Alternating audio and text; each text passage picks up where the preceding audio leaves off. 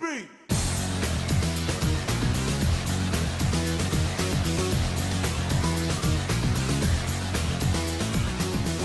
Yeah, my name is Jay Wilson. I'm the game director at Diablo 3, and we're here at Gamescom talking about mostly Diablo 3. Typically, the way Diablo has worked is once you complete normal difficulty, you unlock Nightmare difficulty, and you can replay the game at that level, and get more items, and fight higher-end monsters, and get more challenges. Then you unlock Hell difficulty, which is similarly more challenging, better items, scarier monsters. One of the things we wanted to do was really create an environment for the player at the end of the game. So what we've decided to do is add a fourth difficulty, we call Inferno. And in Inferno difficulty is essentially all max level difficulty. The player max level is 60. All the content in Inferno is minimum level 61. So the player can never out-level the content. There's a problem that occurred in Diablo 2 where once you got past about the mid-80s, none of the monsters kept up with you, and you essentially out-leveled them. Items became meaningless, and power became meaningless because you just didn't need it to fight what you're fighting.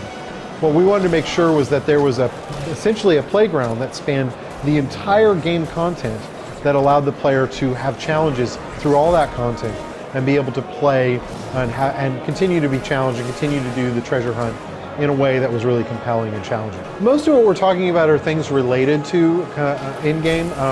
We are talking about the details about how runes work, and essentially the way they work is only the first couple of levels unlock in normal difficulty, and then with each new difficulty, new levels unlock.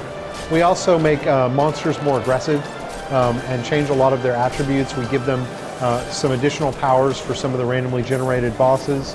And we have a whole new tiers of items. In Diablo 2, when you go to higher difficulties, the items improved in quality, but they just reused the art from the first difficulty.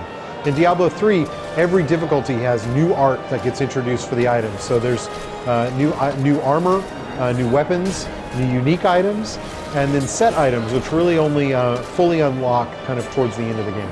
So the way we look at the auction house, the reaction is more or less what we expected.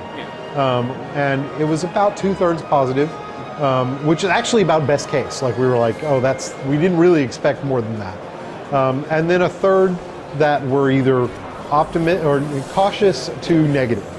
A lot of the third that was more negative, from our observation, just didn't quite understand the feature.